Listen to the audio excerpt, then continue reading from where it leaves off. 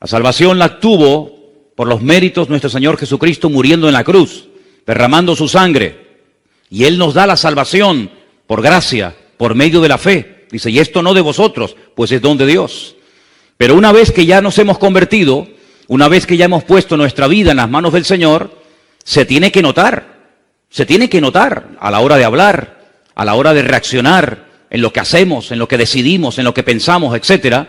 Todo tiene que estar, ¿verdad?, impregnado de esa fe, y es la que nos ayuda a movernos, a tomar decisiones, a cambiar nuestra forma de ver la vida, etcétera, etcétera. Ahora, si vamos al capítulo 11 del libro de Hebreos, y le pido por favor que vayan ya, ustedes van a encontrar que el capítulo 11 de Hebreos, cuyo tema central, como bien saben, es el tema de la fe, empieza dándonos una pequeña definición de lo que es la fe. Y aparecen dos sustantivos, el sustantivo certeza y el sustantivo convicción. Leamos el versículo 1. Dice, la fe es pues la certeza de lo que se espera, la convicción de lo que no se ve. Quiero volver a leer otra vez este versículo. Preste atención. La fe es la certeza de lo que se espera, la convicción de lo que no se ve. Los seres humanos creemos en millones de cosas que nunca hemos visto y probablemente nunca veamos. Así que no es una excusa el no ver a Dios para no creer en Él. Repito, hay muchas, millones de cosas en las cuales creemos, sin ninguna duda, y nunca hemos visto. Luego, el no ver no es excusa para no creer. Si solamente creyéramos en las cosas que vemos, pues imagínense los ciegos. Imagínense los que nacen sin ver absolutamente nada. No podrían creer en nada. Porque si el principio es ver para creer, el ciego que no ve no podría creer. Por lo tanto, el no ver una cosa no es una excusa, repito, para no creer en ella. Algunos dirán, bueno, pero hay cosas que no vemos, pero se pueden demostrar que existen, efectivamente. Precisamente uso este argumento para dirigirme a todos ustedes y decirles que la fe de los cristianos no es una fe ciega, porque nosotros podemos demostrar las cosas en las cuales creemos. Por eso no está bien el decir que tenemos una fe ciega, porque la fe no es ciega. Hay un ingrediente que es indispensable para tener una fe sana. ¿Se acuerdan cuando estuvimos hablando de la fe sana?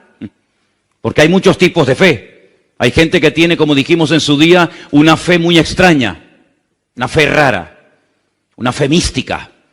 Pero la fe del creyente, la fe del cristiano, del hijo y de la hija de Dios, es una fe sana, es una fe que no es ciega, no es una fe basada en mitos, no es una fe basada en emociones, en sentimientos, en producto de la imaginación, sino que hay un ingrediente que alimenta la fe sana, y ese ingrediente es fundamentalmente el conocimiento.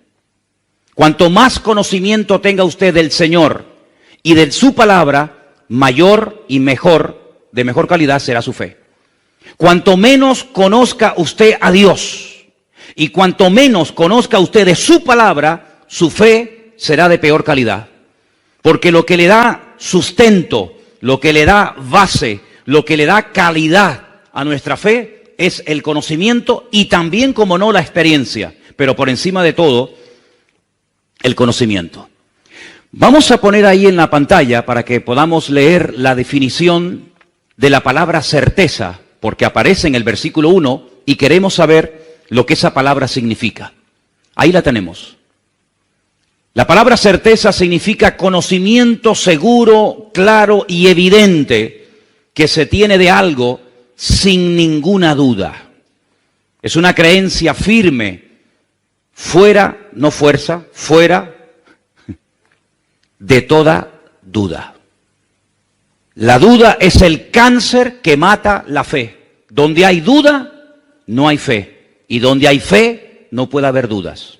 Por eso repito, la certeza es conocer a ciencia cierta, con una seguridad absoluta, clara y evidente, sin ningún género de dudas. La palabra convicción, que es un sustantivo, casi diríamos que es un sinónimo de la palabra anteriormente leída, es conocimiento seguro y claro y evidente, seguridad que tiene una persona de la verdad o certeza de lo que piensa o siente. Es una creencia firme, fuera de toda duda. Usted está firme, usted cree que Dios existe, usted cree que lo que la Biblia dice es verdad, porque el conocimiento es lo que hace que su fe sea una fe a prueba de bombas, una fe que supera la prueba, una fe que supera la duda, una fe que supera cualquier ataque interno o externo que usted a lo largo de su vida y de su trayectoria con el Señor pueda experimentar o recibir. Por lo tanto, si usted no tiene certeza y convicción de sus creencias, difícilmente usted tendrá una fe a prueba de pruebas. Por lo tanto, amados hermanos, partimos de la base de que la fe no puede estar basada única y exclusivamente en una experiencia personal, que es muy importante y es necesario el tenerla, por supuesto que sí. Pero por encima de cualquier experiencia, sensación, visión, sueño, sentimiento, emoción, etcétera, está la palabra de Dios, porque no es una fe fanática, no es una fe que nos ciega y nos impide ver la realidad de las cosas, sino al contrario, la fe nos ayuda a no creer en tonterías. La fe nos ayuda a superar tradiciones que han estado por siglos y siglos impidiéndole a la gente tener una fe genuina en el Señor. Hay pueblos en este país, aquí en España, en este país donde vivimos, que por encima de la fe y de lo que dice la palabra de Dios está la tradición. En otras palabras, la tradición manda. Y cuando le preguntas a muchas personas de este país, ¿y ustedes por qué hacen eso? ¿Y por qué practican tal cosa? ¿Y por qué hacen esto con estos animales? ¿Y por qué hacen esta festividad? Te dicen, por la tradición. Es una tradición ancestral que ha pasado de padres a hijos, de generación en generación, y como es la tradición, hay que hacerlo, aunque sea un disparate, aunque sea una locura, pero la tradición es la que manda. En la vida del creyente no hay tradición que mande. En la vida de cualquier hijo de Dios, lo que tiene que ser la base y el fundamento sólido que le da consistencia a todo el resto de nuestra vida es la palabra de Dios, el conocimiento fidedigno de la palabra de nuestro Dios. ¿Cuántos dicen amén? En otras palabras, racionalmente hay que creer en Dios, no fanáticamente. La Biblia dice en el libro de Romanos, concretamente en el capítulo 12, que la fe del creyente está basada también en la razón. Él es nuestro culto racional, dice la Biblia. Creemos en cosas que se pueden demostrar, porque si no se pueden demostrar, ¿cómo voy a creer en algo que no se puede demostrar? No somos locos. Yo creo en Dios porque puedo demostrar que Dios existe. Yo creo en la Biblia porque puedo demostrar que la Biblia es la palabra de Dios. Por eso no creo en el Corán como palabra de Dios, porque nadie me puede comprobar, nadie me puede demostrar que el Corán es la palabra de Dios. Por eso no creo en las imágenes, porque nadie me puede demostrar que esa es la forma como Dios quiere que se le adore y como quiere que un ser humano se le acerque a Él.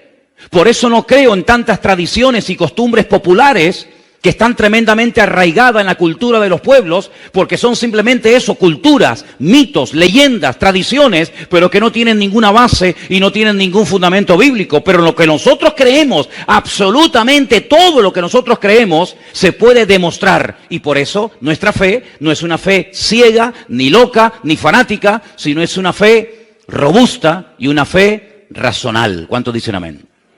Ahora bien, todo lo que nosotros creemos hasta el día de hoy nos ha llegado de la boca de otras personas.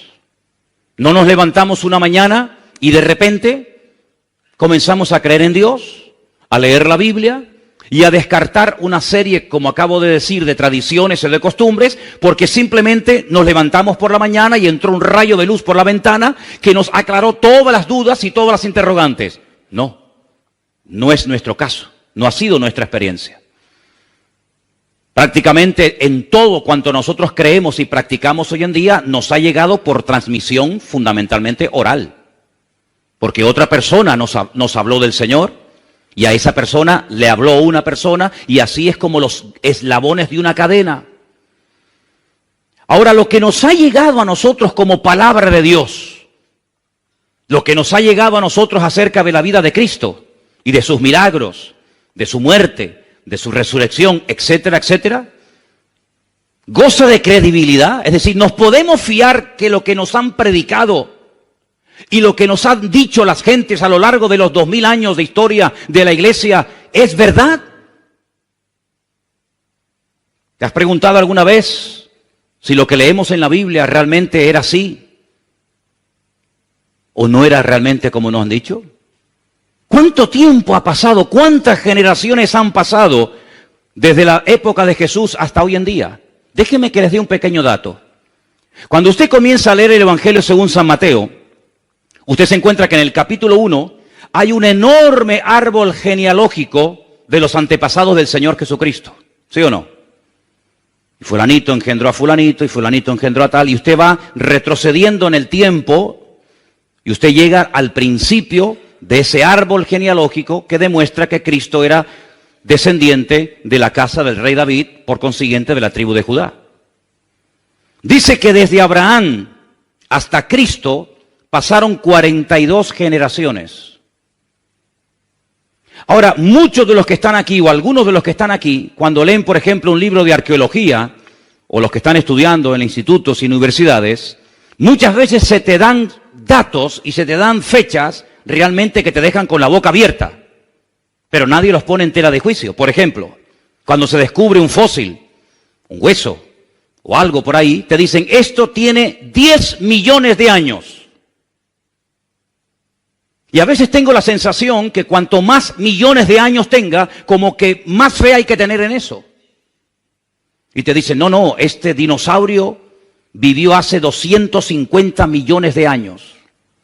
Y nadie cuestiona la barbaridad de millones que le ponen, la cantidad de ceros que le añaden a la derecha a esa cifra. Sin embargo, si yo les dijera que desde Cristo hasta hoy en día han pasado simplemente 50 generaciones, si ponemos que una generación, según la Biblia, duran 40 años, 50 por 40 son 2000. Es decir, tenemos que creer que ese hueso, que ese dinosaurio, que esa piedra o lo que sea, tiene 100 millones de años y nadie puede decir ni mu, porque lo ha dicho el señor fulano de tal. Pero si yo os digo que de aquellas personas que vieron, hablaron y caminaron y palparon y reconocieron al Señor, simplemente han pasado 50 generaciones, que no es nada, 2000 años, todo el mundo se pone como en guardia. ¿Cómo es posible que no haya ningún problema a la hora de aceptar millones de años para una cosa y todo tipo de objeciones y de problemas y de trabas se ponen cuando hablamos de que desde Cristo hasta nosotros hoy en día han pasado aproximadamente 50 generaciones o 2000 años? ¿Por qué? Porque hablamos de Cristo. Y cada vez que se menciona o se habla de Cristo, automáticamente la gente se pone en guardia. Nadie se pone en guardia cuando te dicen que este hueso tiene 200 millones de años. Nadie. 200 millones de años, perfecto. Pero todo el mundo, o mucha gente, cuando hablas de Cristo y de la credibilidad de la Biblia y de la credibilidad de los manuscritos de la Escritura y de la antigüedad y del tiempo, se ponen en guardia. Pues déjenme decirles algo. Hay mucho más base para creer en las personas que vieron, caminaron y oyeron y aprendieron directamente de los labios de Cristo, que para creer que ese hueso tiene 250 millones de años. Porque los sistemas de datación de las cosas, de los huesos, de las piedras, etcétera, muchas veces falla. De hecho, se han aplicado sistemas de medición sobre animales que están vivos, como por ejemplo el carbono 14 o la radiación que queda en una piedra, en algo cuando pasa el tiempo, y han dado que tiene millones de años y el animal estaba vivo y no se había muerto. Sin embargo, las personas que le conocieron gozan de toda nuestra credibilidad y de todo nuestro respeto, porque fueron testigos oculares del hecho que marcó un antes y un después en la historia de la humanidad. Sabemos cómo se llamaban, dónde vivían. Podemos hasta el día de hoy visitar los lugares donde vivieron, donde caminaron, donde predicaron, donde fueron torturados, donde fueron encarcelados, etcétera, etcétera. Incluso, fijaros qué interesante esto, los que le perseguían, es decir, los peores enemigos, utilizando la literatura, hablaron y todos sus enemigos coinciden que lo que ellos decían es lo que había ocurrido, pero que no querían aceptarlo. Tenemos muchas cartas y manuscritos de personas ateas, de personas que eran enemigos del cristianismo, que escribían y decían, es que están empeñados en decir que su Dios, que su Señor, que su Mesías murió en una cruz, y que dicen todos que resucitó al tercer día. No había ningún tipo de dudas entre ellos, sino que estaban unidos, y podemos decir que no solamente por lo que dijeron y por lo que escribieron, sino que la arqueología, la literatura y la historia nos permiten a nosotros los cristianos hoy en día afirmar con toda certeza y convicción que todo cuanto nosotros creemos hoy en día no es producto de la imaginación ni de una locura, sino que tenemos una fe basada en un conocimiento certero de que la palabra de Dios está a prueba de bombas. Si alguien aquí ha cuestionado la Biblia, permíteme decirte que antes que tú ha habido millones de personas que han criticado y han dicho todo tipo de barbaridades en contra de la Biblia. Y muchos de los que comenzaron a meterse en contra de la Biblia y a investigar y a estudiar y a profundizar, porque la fe no impide investigar, la fe no impide, ¿verdad?, el razonar, el preguntar, el indagar, no, en absoluto. Es una fe racional, Él es nuestro culto racional, repito. Muchas de esas personas terminaron convirtiéndose y dándose cuenta de que era dura cosa es dar cosas contra el aguijón y mejor es convertirse a Cristo que ponerse a Cristo en su contra. Por lo tanto, queridos hermanos y amigos, tenemos una fe a prueba de bombas. ¿Cuántos dicen amén? Pero esa fe y ese conocimiento nos tiene que llevar a la acción.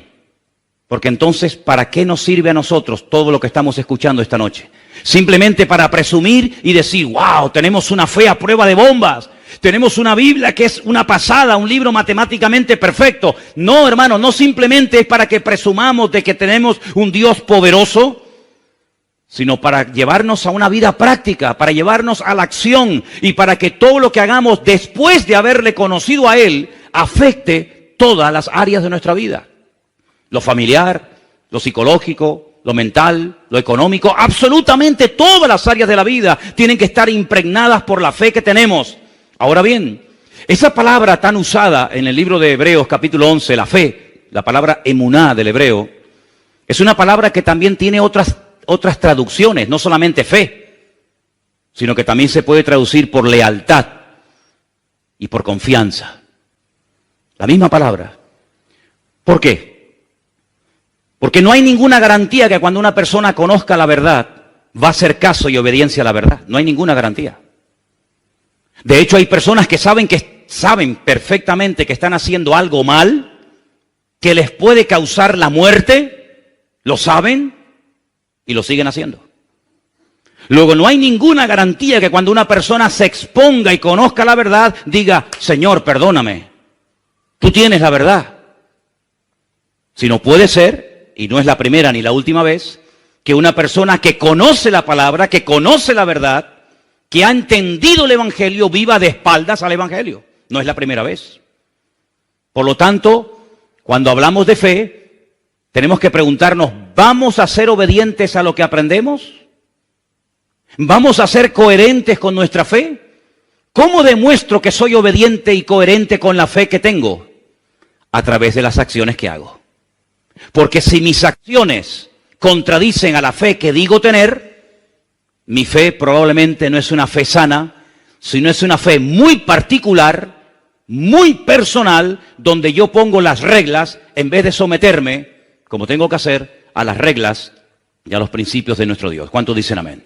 Dígale al que está a su lado, nuestra fe no es ciega, nuestra fe es una fe racional, basada en el conocimiento. Aleluya. Ahora, algunas personas dicen, yo soy hombre de ciencia, más que de fe. Bien. Dicho sea de paso, la palabra ciencia o conocimiento está en la Biblia. Es un don. La Biblia dice que hay un don que es el don de ciencia. No voy a hablar del tema de ese ahora, pero El Señor en ningún momento está en contra del conocimiento, en absoluto. El Señor Jesucristo una vez le dijo a unos, ustedes hacen las cosas mal porque no conocen, porque no tienen conocimiento de las Escrituras. Y por eso no conocen el mover de Dios. Por eso cuestionan los milagros. Por eso cuando yo sano a una persona, dudan de que esa persona verdaderamente estuvo enferma. ¿Se acuerdan, por ejemplo, en Juan? En el Evangelio según San Juan, capítulo 9, dice que el Señor sanó a una persona que era ciega de nacimiento. No que había perdido la vista, sino que fue ciego desde el vientre de su madre hasta que el Señor lo sanó. Juan capítulo 9. Y cuando fue sanado, llamaron a sus padres porque los judíos decían, mientes, tú nunca fuiste ciego. Y entonces vinieron los padres y dijeron, nuestro hijo nació ciego. Pero no nos preguntéis a nosotros, sino preguntadle a él porque ya tiene edad, porque dice la Biblia que tenía 40 años. Cuando una persona no conoce al Señor ni conoce su palabra, puede llegar a cuestionar todo. Por eso hay personas que cuando tú le abres tu corazón y le cuentas tu testimonio, se rebelan, te llevan la contraria, se burlan de ti, porque no conocen a Dios. Porque hay una regla elemental del reino de Dios que dice que el que es de Dios te va a oír y el que no es de Dios no te va a oír. En esto conocemos quiénes son de Dios y quiénes no son de Dios, lo dice la Biblia. Entonces cuando una persona se goza en lo que le estás contando, algo que Dios ha hecho en tu vida, un milagro, una respuesta a una oración o lo que sea, puedes tener la completa seguridad de que esa persona se goza porque cree y tiene la misma fe y conocimiento que tú tienes. Pero cuando a una persona le dice, yo tenía cáncer y Dios me ha sanado, y se burla y cuestiona el poder de Dios, es porque no conoce ni a Dios ni a su palabra. Porque si conociera a Dios y a su palabra, diría, gloria a Dios, ¿cómo no te va a sanar el Señor de cáncer si Él es el Señor todopoderoso? ¿Cuántos dicen amén? Pero cuando el Dios de esa persona no es un Dios todopoderoso, ¿cómo te va a sanar a ti Dios de esa enfermedad o de cualquier otro problema? ¿Te das cuenta? Así que la ciencia te lleva hasta la frontera, te permite conocer cosas, pero no te permite entender las cosas. Por eso hay gente de ciencia que conoce, pero no entiende. Sin embargo, si vamos a Hebreos capítulo 11, en el versículo 3, fíjate, porque yo una de las razones por las cuales le pedí que ustedes estudiaran y leyeran el capítulo 11 de Hebreos es para que se dieran cuenta la cantidad de cosas que se pueden hacer en la vida cuando una persona tiene fe en Dios. Y dice en el versículo 3, por la fe entendemos. Ay, amigo, no solamente conocemos. Yo para conocer muchas cosas no necesito tener fe. Pero para entender muchas cosas tengo que tener fe, porque el conocimiento no me lleva al entendimiento. Me da una información con la cual puedo incluso estar en contra. Pero dice que por la fe entendemos haber sido constituido el universo por la palabra de Dios. De modo que lo que se ve fue hecho de lo que no se veía. Luego lo visible viene de lo invisible. Ahora, el día que Dios diseñó y creó el universo, no habían testigos, no había ningún notario tomando nota, no había nadie que pueda decir, yo estuve allí y efectivamente fue así. Yo lo vi cuando le dijo a la nada, sea la luz, y la luz apareció de la nada. No hay testigos, ni siquiera uno. Y entonces es cuando tenemos que recurrir al documento oficial donde Dios da testimonio de sí mismo. Y ese documento oficial que Dios utiliza para dar testimonio de sí mismo es su palabra. Lo que Él pensó se materializó cuando lo dijo. Pero si Dios simplemente hubiera dicho, sea la luz o sea tal y cual otra cosa, y esa palabra, esa orden, ese mandato no se hubiera escrito, ¿cómo sabríamos tú y yo que Dios creó el universo con el poder de su palabra sin tener ningún tipo de materia prima en la mano? Hermanos, para hacer este púlpito hizo falta un material llamado metacrilato. Para construir o hacer esta plataforma se necesitó madera. Para construir este edificio hizo falta cemento, arena, etcétera, etcétera. Pero Dios no necesitó materia prima para crear el universo, sino que lo único que, entre comillas, utilizó o usó el Señor fue el poder de su palabra. Y esa declaración, esas 6 veces que Dios da órdenes a la nada, las tenemos registradas en el único documento oficial que atestigua y da fe que lo que Dios hizo se cumplió. Y ese documento, gracias al Señor, lo tenemos aquí en la mano. Y se llama la Biblia, la palabra de Dios. ¿Qué es lo que puede presentar el hombre como contraargumento? Teorías. Teorías no demostrables. Opiniones, especulaciones, hipótesis. Y hay 10 o 12 opiniones diferentes acerca del origen de todo esto. Por ejemplo, ya Aristóteles, el famoso filósofo griego, decía que la creación es eterna, que siempre ha existido. El sol siempre ha existido, la luna siempre ha existido, la tierra, el universo siempre ha existido. Pero sin embargo eso no es verdad. Todo lo que vemos tuvo un inicio, tuvo un comienzo. Y todo comenzó con una orden, con un mandato de la boca de nuestro Dios. Y el documento, repito, que da fe de que efectivamente eso fue así, está en su palabra. Dijo Dios, sea la luz, y fue la luz. La Biblia no se escribió para convencer a nadie de nada. La Biblia no es un libro cuyo objetivo fundamental es convencer al inconverso de que existe Dios. Ese no es el objetivo de la Biblia. El objetivo de la Biblia no es demostrar que Dios existe. El objetivo de la Biblia no es ese. La Biblia ya desde el principio comienza mencionando a Dios en primera persona. Dijo Dios, sea la luz, y fue la luz. Y ya lo da por hecho. Incluso la misma Biblia dice que el necio dice en su corazón que Dios no existe. El necio. Porque hay que ser necio. Y yo me remito a la palabra de la Biblia. Hay que ser un necio para decir que Dios no existe. El día que a mí me demuestren que Dios no existe, ese día nos sentaremos y hablamos. Pero de momento no he encontrado en todos los años que tengo a nadie que sea capaz de demostrarme que Dios no existe. Algunos me dicen, demuéstrame tú que tu Dios existe. Digo, no, vamos a hacerlo al revés. Empieza tú. Empieza tú. Ustedes son mayoría, ¿no? Los que dicen que Dios no existe, pues presentadme argumentos para demostrar que Dios no existe. Y nadie te va a poder demostrar que Dios no existe. Absolutamente nadie. Ahora bien, las 2 palabras que aparecen ahí en el versículo 1, certeza y convicción, todos ustedes saben que la Biblia se escribió fundamentalmente en 2 idiomas. El Antiguo Testamento se escribió en la lengua sagrada, el hebreo, y el Nuevo Testamento se escribió en el idioma culto de la época, que era el griego, ¿vale? Los manuscritos de los cuales se ha traducido el Nuevo Testamento a todas las lenguas que existen hoy en día son de origen griego. Las 2 palabras que aparecen ahí en el versículo 1, griegas, para hablar acerca de certeza y convicción, una de ellas es la palabra upostasis. Permítame llevarles al capítulo 1 de Hebreos, versículo 3. Estamos en Hebreos capítulo 1, versículo 3, donde dice lo siguiente. El cual, siendo el resplandor de su gloria y la imagen misma de su sustancia, esa es la palabra que les acabo de mencionar, y quien sustenta todas las cosas con la palabra de su poder, habiendo efectuado la purificación o la limpieza de nuestros pecados por medio de sí mismo, se sentó a la diestra de la majestad en las alturas.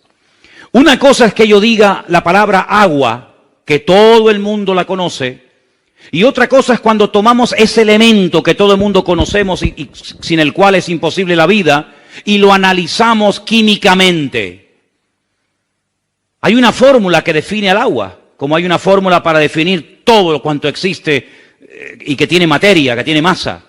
Y la fórmula del agua es H2O, hidrógeno y oxígeno.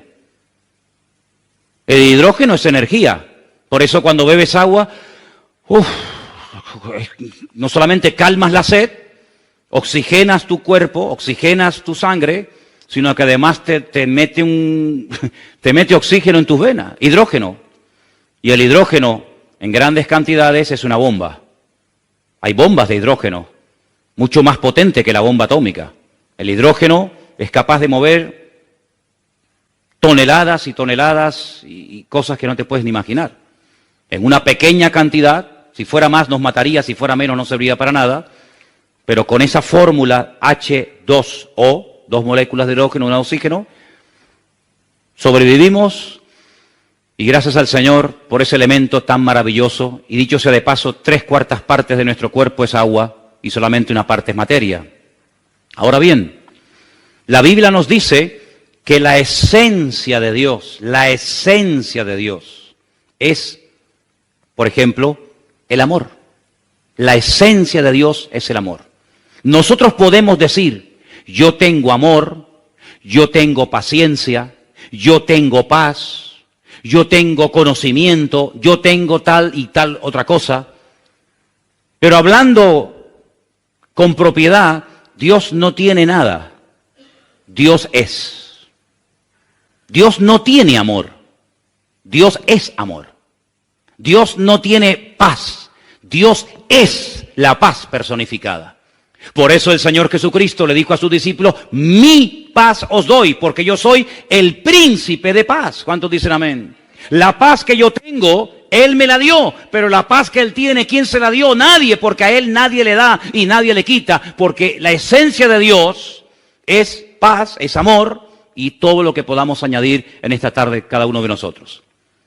Por eso yo creo que tenemos muchas veces que pensar cuando decimos ciertas y determinadas cosas. Y les voy a poner un ejemplo para que veáis.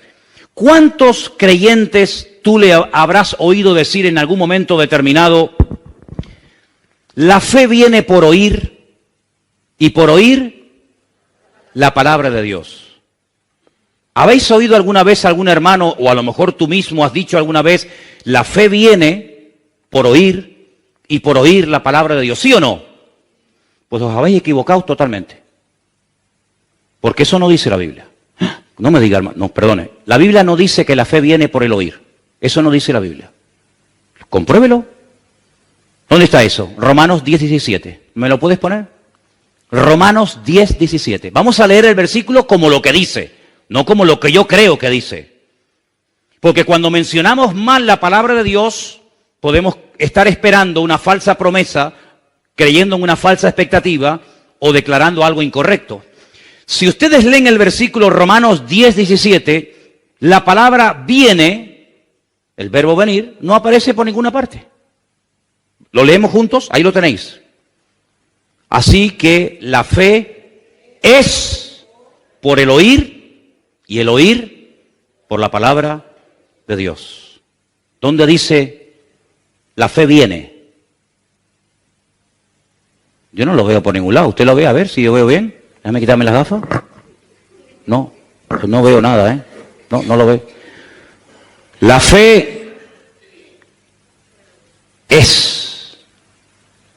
Ay, amigo. Jesús tenía fe cuando oraba por los ciegos, cuando resucitaba a los muertos, cuando limpiaba a los leprosos, cuando multiplicaba los panes y los peces, cuando caminaba por encima de las aguas, cuando reprendía a los demonios. ¿Jesús tenía fe? No. Jesús es fe. Porque si tiene, es porque alguien se la tuvo que dar. Todo lo que uno tiene es porque o lo has comprado, o te lo han regalado, o alguien te lo ha dado. Pero cuando uno es,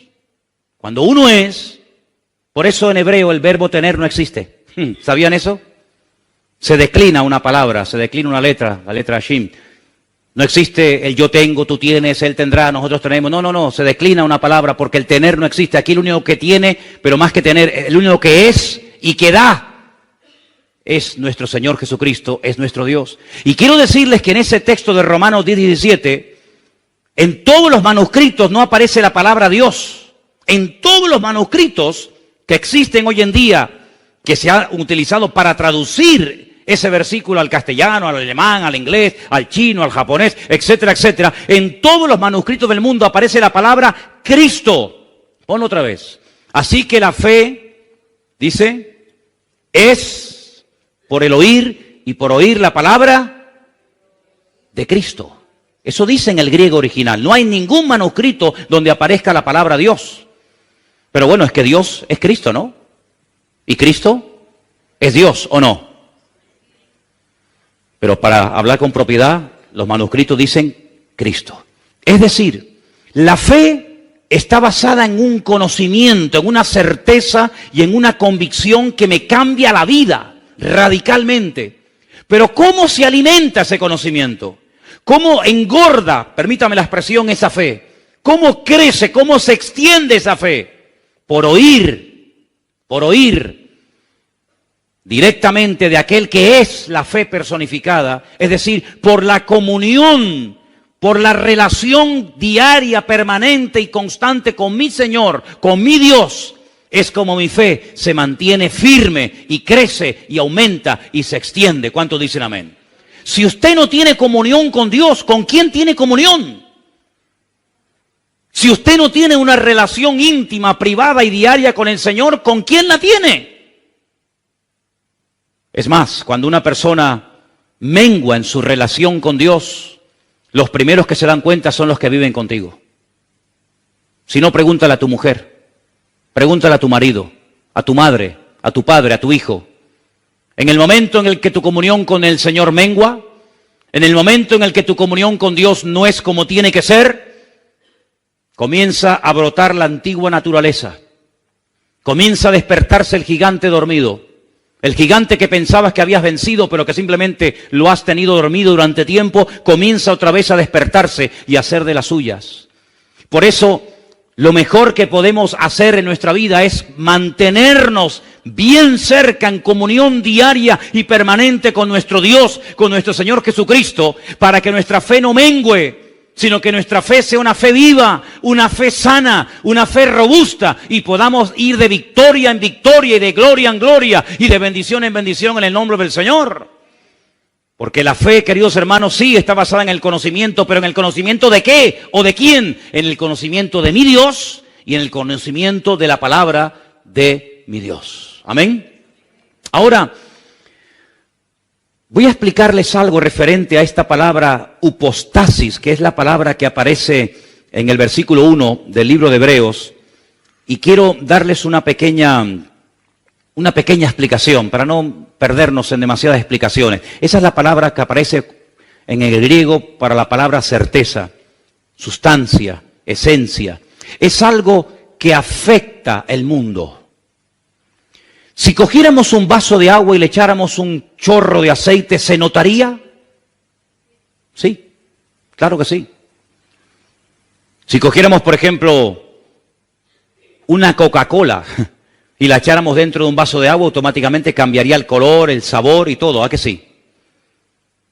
En otras palabras, nuestra esencia como seres humanos es una esencia que viene deteriorada por la desobediencia y por el pecado. Y por eso cuando venimos a este mundo tenemos que aprender a ser obedientes. Nunca se aprende, nunca hay que enseñarle a un niño a ser desobediente. ¿Usted le enseñó a su hijo a ser desobediente? No, es que ya eso lo aprenden solo. ¿Usted le enseñó a un niño decir mentiras? No, las aprenden solo. ¿Decir malas palabras? Es como que viene en la esencia del hombre, ¿verdad? Pero cuando entra el Señor en nuestra vida, nuestra esencia espiritual tiene que cambiar radicalmente. Por eso no es normal, aunque algunos crean que sí, que cuando pasan muchos años caminando con el Señor y conociendo al Señor, sigamos hablando igual, actuando igual, pensando igual, pecando igual. Juan observa y dice, el que sigue practicando y viviendo en el desorden, el que sigue viviendo como si nada en el pecado, es que no ha conocido a Dios. Porque el que ha conocido a Dios no practica el pecado. ¿Cuántos dicen amén? Dígale que está a su lado. El que conoce a Dios no practica el pecado. No lo puede practicar. Porque cuando uno conoce al Señor, lo que menos uno quiere hacer en la vida es pecar y desobedecer al Señor.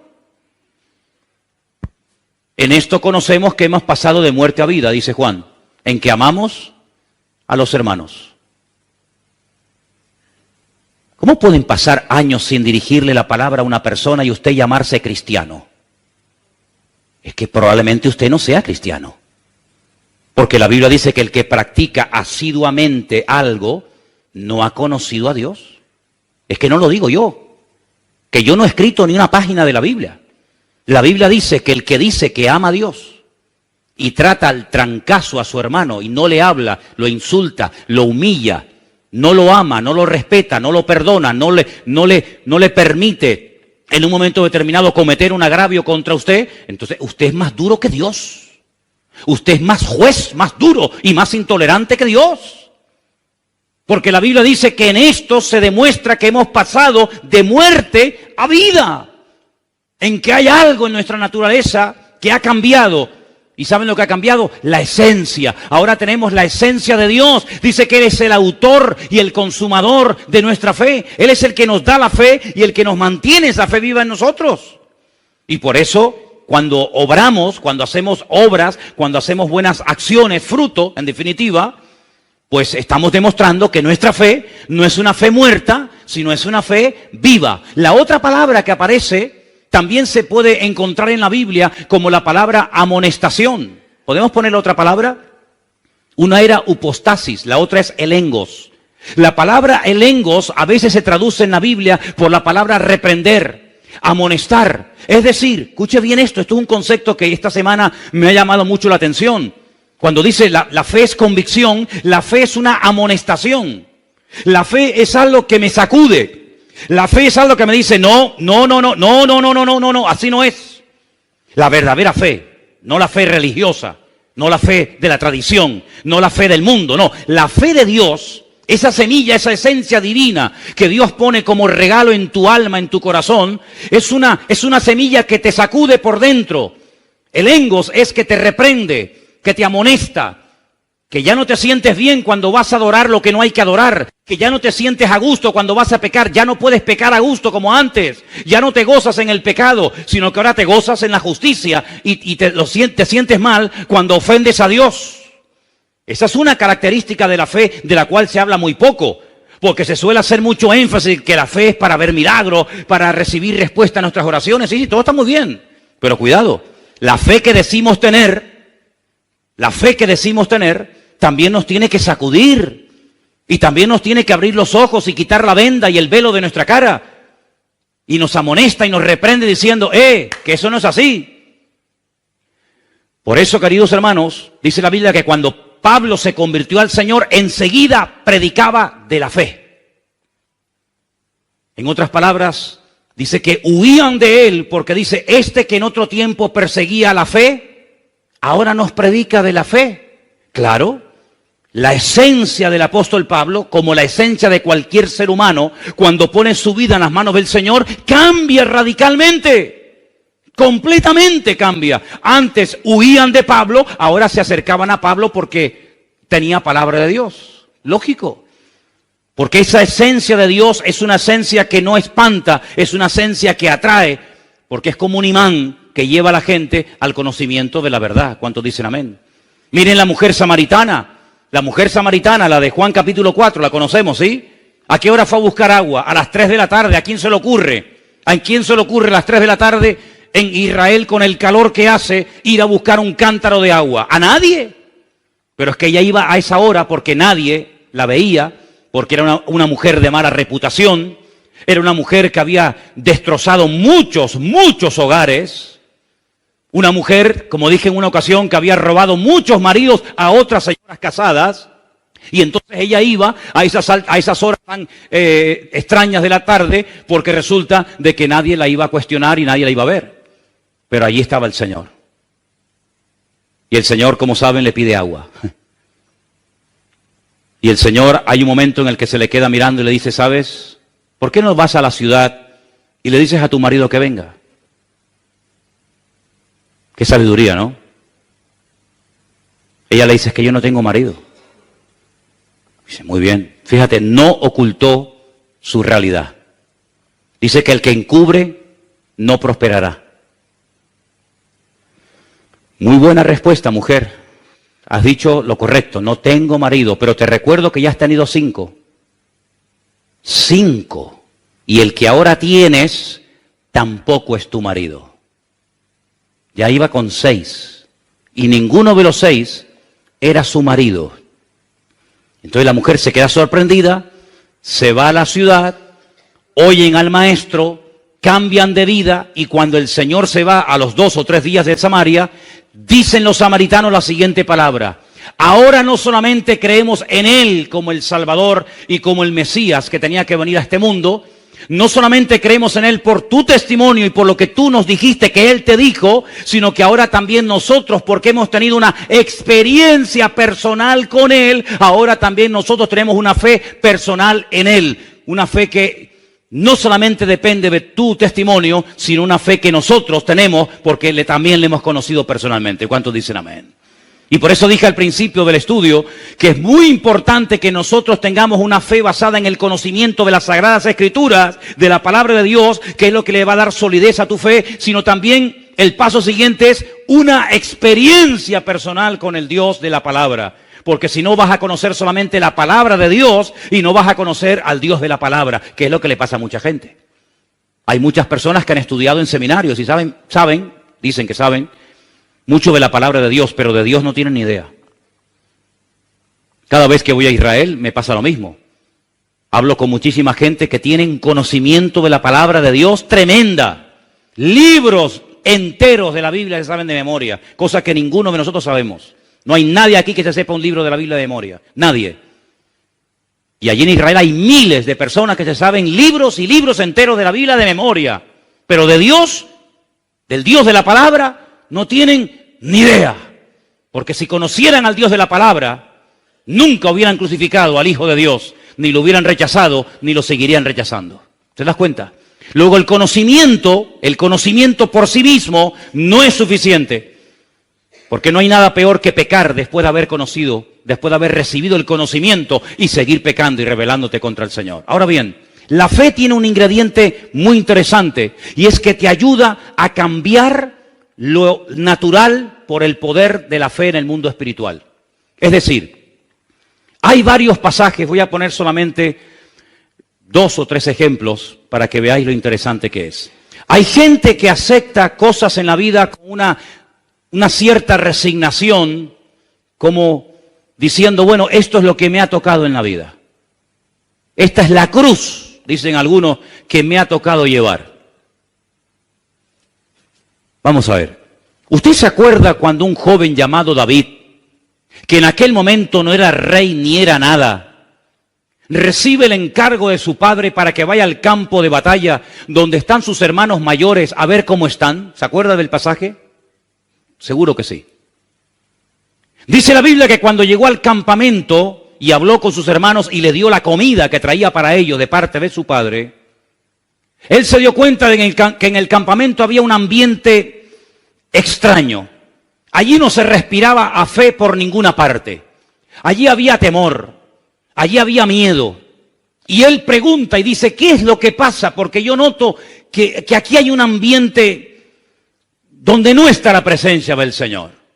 Porque dice la Biblia que el amor echa fuera el temor, y allí había temor por todas partes, empezando por el rey hasta el último del ejército. Y le informan de que hay un paladín, que hay un gigante enorme llamado Goliat, que lleva 40 días asustando, amedrentando a las tropas del ejército de Israel. Y entonces él le dice al rey Saúl, yo voy a ir y voy a luchar contra ese hombre. Y todo Israel sabrá hoy que el Dios de Israel es el Dios vivo y verdadero. Recibe todo tipo de oposición. Primero por parte de sus hermanos. Segundo, el rey intenta ponerle una armadura que ni a él le servía, cuanto menos a David. En otras palabras, intentan con armas naturales dotar o capacitar a David para una batalla que ni ellos mismos, todos juntos, serían capaces de vencer al gigante Goliat. Pero David les dice una palabra extraordinaria, primero al pueblo y después al gigante Goliat, que es a lo que quiero ir.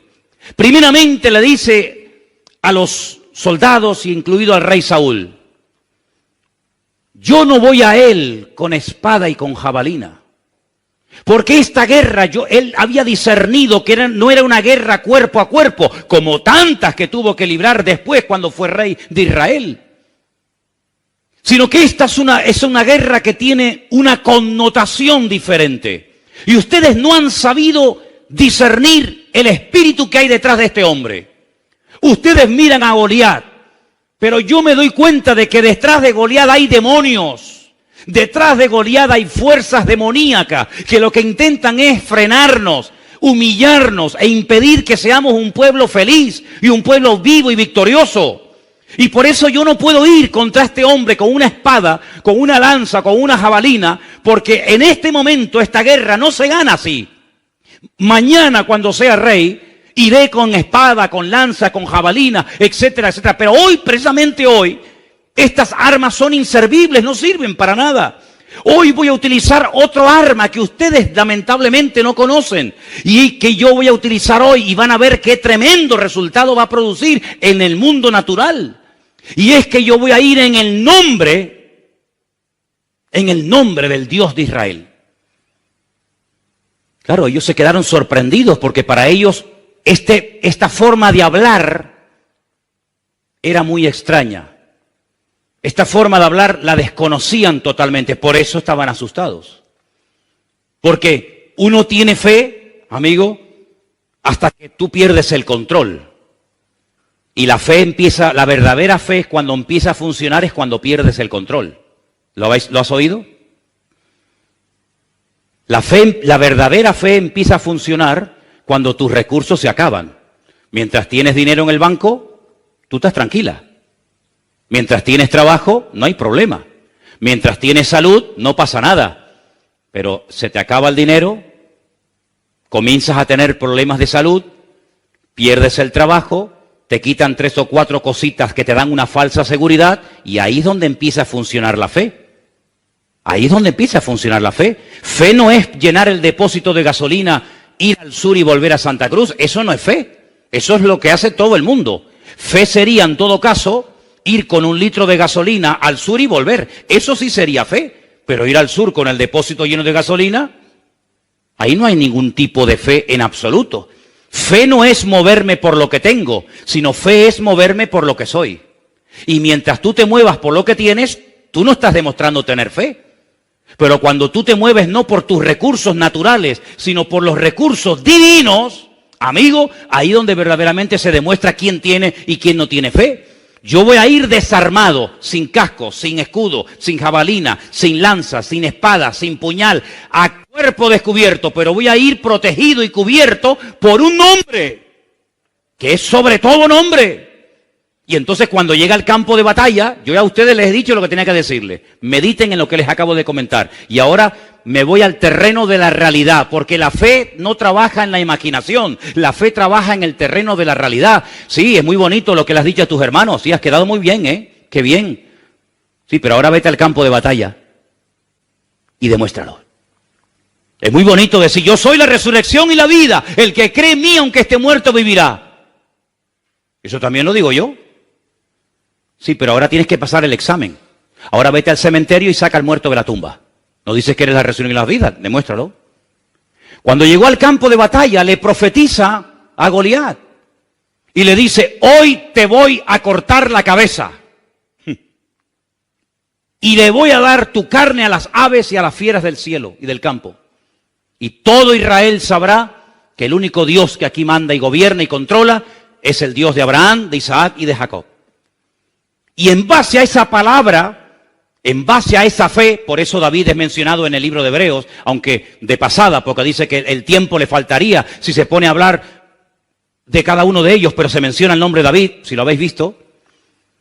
David acaba de dar una palabra de fe, como tú y yo la podemos dar, pero ahora hay que ir a la acción, amigo.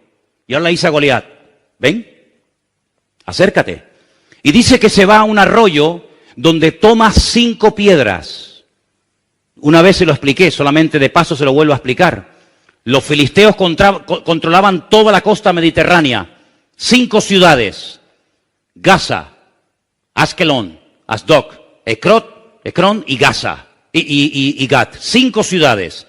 David dice 5 piedras, una para cada uno. Después de Goliat vendrá el otro y el otro y el otro. No fue capaz de venir nadie más. La Biblia dice que cuando salió, él le lanzó aquella piedra, derrotó al enemigo y todos los filisteos salieron huyendo. Es una cosa Es una cosa fuera de toda lógica. Porque que un joven mate a un gigante y que todo un ejército se ponga en desbandada, ¿pero por qué? Porque lo que hay es que descabezar al enemigo. Dice la Biblia, y Jesús lo explicó muy claramente, por favor entiendan esto. Tú no puedes entrar en la casa de un hombre fuerte y saquear sus bienes y sacar todo lo que le pertenece si antes no lo atas. ¿Cómo te vas a meter tú en la casa de un hombre que es más fuerte que tú, quitarle todo y llevártelo a tu casa? Es imposible. Primeramente habrá que reducirlo, atarlo, esposarlo, amarrarlo, y luego entras y te llevas las cosas. No es que estás dando una lección para saber cómo robar, cuidado. No es eso, sino simplemente un ejemplo, ¿vale? Pues en el mundo espiritual igual. ¿Cuál es tu gigante? ¿Contra quién estás peleando tú? Y a veces somos tan cortos que decimos, no, mi gigante es mi jefe. ¿Y detrás de ese jefe quién está? No, mi gigante es mi marido, mi esposa, mi vecino, mi fulanito de tal. No tienes visión espiritual, amigo. Pero dice la Biblia cómo obtener visión espiritual. Lo dice la Biblia, no es el tema, pero yo leía hoy en 2 de Corintios que cuando Moisés bajó de la montaña, era tal el resplandor de la gloria de Dios en su rostro, que dice que se tuvo que poner un velo por delante de la cara. Y Pablo dice, eso me sirve a mí para explicarles algo a ustedes, judíos. Escúchenme, vengan para acá. Ustedes cuando leen y no entienden, ¿sabéis por qué? Porque tenéis el mismo velo que Moisés tenía sobre el rostro. Pero cuando ustedes se conviertan a Cristo, el velo que les impide entender, no conocer, entender, se quitará y entonces podrán entender las profecías y la palabra. Entonces, cuando hay una verdadera conversión, la visión espiritual se recobra. Antes era ciego, mas ahora veo. Ahora te das cuenta que detrás de ese político, detrás de esa persona que te critica o te calumnia o que sea, hay fuerzas espirituales donde nosotros podemos tener un efecto tremendo por medio de la fe, porque la fe me sirve para entender, la fe me sirve para tomar decisiones, la fe me sirve para avanzar y la fe me sirve también para discernir en el mundo espiritual dónde está el problema, no en lo natural, sino en lo espiritual. ¿Cuántos dicen amén? Bueno, yo espero que no hayan perdido el hilo, yo sé que son tantas cosas, pero ¿se dan cuenta, hermanos? ¿Se dan cuenta que ser creyente es mucho más que venir aquí todos los domingos? ¿Te das cuenta? ¿Te das cuenta que tus batallas personales no son mi responsabilidad, son tu responsabilidad, no son la mía? Que todos tenemos nuestras batallas y nuestros gigantes y nuestras luchas y nuestras ciudades amuralladas y nuestras fortalezas, todos. Y tenemos que crecer, sí, como pueblo de Dios, como iglesia, pero también a nivel individual. Tenemos que crecer. Uno de los problemas que tenía el pueblo de Israel es que no crecía en relación al tiempo que llevaban caminando con el Señor. Dice, ustedes salieron de Egipto, pero Egipto no salió nunca de ustedes. Siguen todavía con la mentalidad de Egipto, echan de menos los pepinos, la cebolla, la comida de Egipto, por favor, pero si allí vivíais como esclavos. Pero cuando os viene un problema, enseguida volvéis al pasado. Enseguida pensáis en qué bien vivíamos en Egipto. ¡Falso! ¡Falso! ¿Cómo que vivíamos bien en Egipto? Si allí vivíamos privados de libertad y estábamos pasando miseria, pobreza y necesidad y hambre. ¿Qué dicen? ¿Verdad? El enemigo siempre cuando viene un momento de prueba te va a hacer mirar atrás, siempre. El enemigo nunca te va a poner una visión delante. El único que dice mira hacia adelante es el Señor. Pero la mujer de Lot cuando tuvo un momento de duda, ¿dónde miró? Atrás, nunca mira adelante. El enemigo siempre te va a hacer creer que los tiempos pasados fueron mejor que los presentes. Dice, y el que habla así no es sabio. Por lo tanto, cada vez que te entra nostalgia, cada vez que te dan ganas de mirar atrás, no es Dios el que te está hablando. El Señor siempre te dice, poned la mira en las cosas de arriba, si es que verdaderamente habéis resucitado con Cristo Jesús. El segundo ejemplo que les quiero poner, el primero fue el de David con Goliat, ¿sí? El segundo ejemplo es el de Elías, profeta Elías. Un hombre que sube a lo alto del Monte Carmelo y le dice a 400 profetas falsos de Baal, hoy tiene que quedar aquí bien claro en esta montaña quién es el verdadero Dios. Vamos a ver, lo que no es correcto es que ustedes por un día adoren a Baal y otro día adoren a Dios. No puede ser, esto es una ambigüedad, esto no lleva a ninguna parte. Vamos a tomar una decisión. Y en aquel monte que es muy alto, del cual se ve muchas partes de Israel, todo el valle de Meguido, etcétera, etcétera, les dice, vamos a orar Vamos a entrar en una guerra de tipo espiritual. Aquí no vamos a pelear cuerpo a cuerpo, sino aquí vamos a pelear en el mundo espiritual. Ustedes pongan sobre un altar de piedras a un buey, y yo pondré otro. Y ustedes oren e invoquen a vuestras divinidades y a vuestros dioses. Si vuestro Dios es el verdadero, que lo demuestre, y punto. Que descienda fuego del cielo. Si no desciende fuego del cielo, ustedes están sinceramente equivocados. Estáis creyendo en una mentira como si fuera verdad. Y estáis inculcando y transmitiendo de generación en generación esas mentiras y esas fábulas a vuestros hijos. Y eso no se puede permitir ni un momento más. Después yo tendré mi oportunidad, invocaré al Señor. Y si mi Dios me responde por fuego y quema este altar, entonces queda bien claro que vosotros estáis adorando a un Dios falso y el Dios mío es el verdadero. Estaban tan equivocados y tan fanatizados que dijeron, vale. Podían haber dicho, no, espera. Vamos a buscar una cosa más sencillita, Elías, por favor, que caiga fuego del cielo. No, pero ellos estaban tan convencidos que dijeron, vale, venga.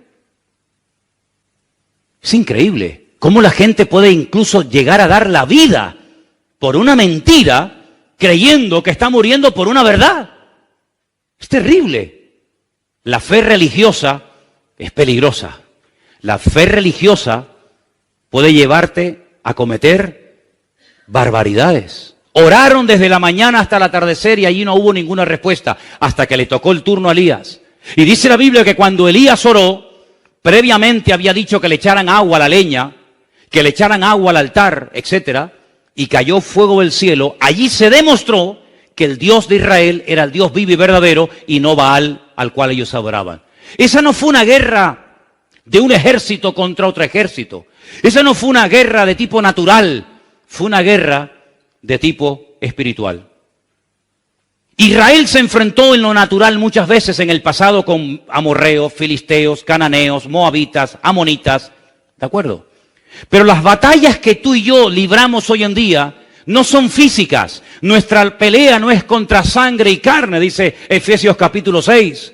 Las armas de nuestra milicia no son carnales. Nosotros, dice la Biblia, que peleamos contra principados, contra potestades, contra gobernadores de las tinieblas de este siglo, contra huestes espirituales de maldad en las regiones celestes. Y hay cristianos que ahí no saben pelear.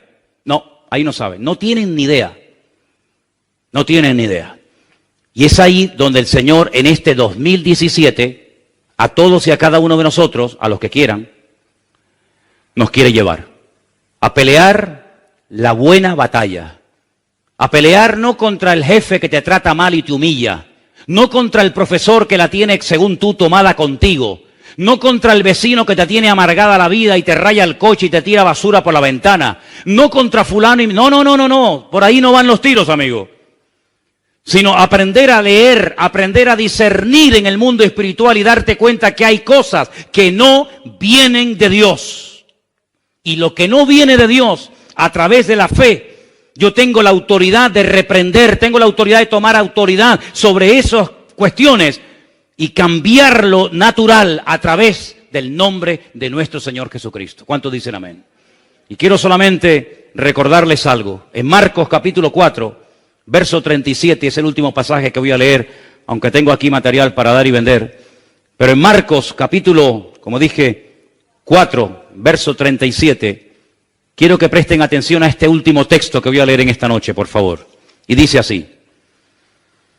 Si quieren, arrancamos del versículo 35, para empezar a leer la historia del principio. Aquel día, cuando llegó la noche, les dijo, pasemos al otro lado. Pasemos al otro lado. Ya hemos estado mucho tiempo en esta orilla. Despidiendo a la multitud, le tomaron como estaba en la barca y había también con él otras barcas. Pero se levantó una gran tempestad de viento y echaba las olas en la barca de tal manera que ya se anegaba. Ahora, no estamos hablando de un transatlántico. Estamos hablando de pequeñas embarcaciones donde si entra mucha agua, lo más probable es que nos hundamos aquí todos. Y puede haber algún muerto. De hecho, ¿cuánta gente, cuántos miles de personas han muerto cruzando de diferentes partes del mundo hacia Europa? Porque el tipo de embarcaciones en el que vienen no sirven para nada. Pues aquí hay un ejemplo bíblico de cómo va un grupo de 12 personas en una pequeña embarcación, se desata una tempestad de tal magnitud, y entonces fijaros que en el versículo 38 dice, él estaba en la popa, en la parte de atrás de la barca, durmiendo. ¿No se mareaba el Señor? Parece ser que no. Y no había biodramina, que yo sepa, en aquella época, ¿no? No se mareaba. Yo sé que si más de uno fuera en esa barca, madre mía, se hubiera tirado por la borda, ¿no? Estaba durmiendo en un cabezal y le despertaron y le dijeron, maestro, ¿no tienes cuidado que perecemos? Señor, pero tú no te das cuenta que vamos a morir ahogados. Ahora vamos a pararnos un momento. ¿La fe para qué sirve? Para tomar sabias decisiones, para hablar correctamente. Ahora están hablando incorrectamente. ¿Por qué? ¿Quién es el que va dormido en esta barca? ¿Quién es el que va ahí dormido? ¿Cómo se llama ese señor que está ahí dormido? Yeshua HaMashiach, Señor Jesucristo. Bien. ¿Quién es él? Es el Mesías. Bien. Si es el Mesías, ¿qué dicen las profecías acerca de la muerte del Mesías? Bueno, Isaías 53 y otros pasajes es muy claro. Dice que traspasarían sus manos y sus pies y que moriría colgado, crucificado entre malhechores. Eso dicen las profecías. Si las profecías dicen que Él va a morir crucificado, ¿cómo le dicen al Señor, Señor, despiértate, que vamos a morirnos? No nos podemos morir. Él no puede morir en esta barca. ¿Por qué? Porque entonces la palabra sería mentirosa. Porque entonces Isaías era un mentiroso. ¿Se inventó eso de que lo iban a crucificar? ¿Se equivocó? No, iba a morir ahogado. ¿Por qué va durmiendo el Señor? Porque sabe que por mucho agua que entre, Él no va a morir ahogado. Esto es tremendo, ¿eh?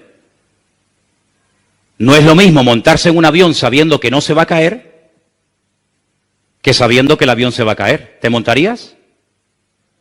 Hablar en fe. A tomar las decisiones en fe. A vivir en fe. A orar en fe. Yo no quiero tener una fe religiosa basada simplemente en un conocimiento intelectual, porque la fe sin obras está muerta. La fe sin obras no sirve para nada. Es como una flor artificial que parece, pero no es. No hay que regarla, no desprende olor, no crece, no se marchita, es artificial. La fe del cristiano no puede ser una fe artificial. Es una fe que hay que cuidar, que hay que usarla, que tiene que crecer, que tiene que madurar, que tiene que robustecerse. Esa es una fe genuina, porque está viva. Y todo lo que tiene vida hay que cuidarlo, hay que protegerlo. Y por eso en esta noche te pedimos, Señor, que tú nos ayudes a mentalizarnos y a entender y aceptar que la fe es algo vivo, no es un concepto abstracto, que no sabemos ni lo que estamos diciendo o hablando, sino que la fe, Señor, es vivir tu vida a través de la nuestra. Tú eres nuestro máximo ejemplo de fe, porque tú eres la fe personificada, la obediencia, la lealtad, la fidelidad personificada. Y queremos pedirte en esta noche, Señor, que nos ayudes a vivir en base a esa fe, a hablar, a pensar, a reaccionar en base a esa fe. Y que ningún elemento externo, ni siquiera interno, se interponga en nuestra fe, sino que podamos, como dice tu palabra, alcanzar buen testimonio como los antiguos, de que pusimos nuestra confianza y nuestra fe en el Señor. Gracias por el regalo hermoso de tu bendita palabra, a la cual amamos y hacemos bien en escudriñarla y en leerla. Señor, gracias porque podemos alimentar la fe con tu palabra, porque tu palabra es la fuente de la fe.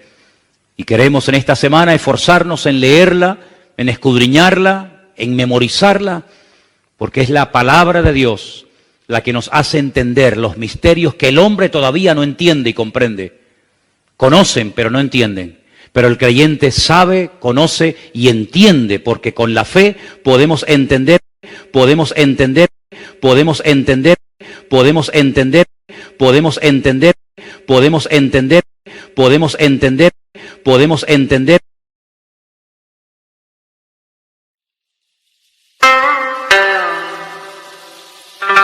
Thank you.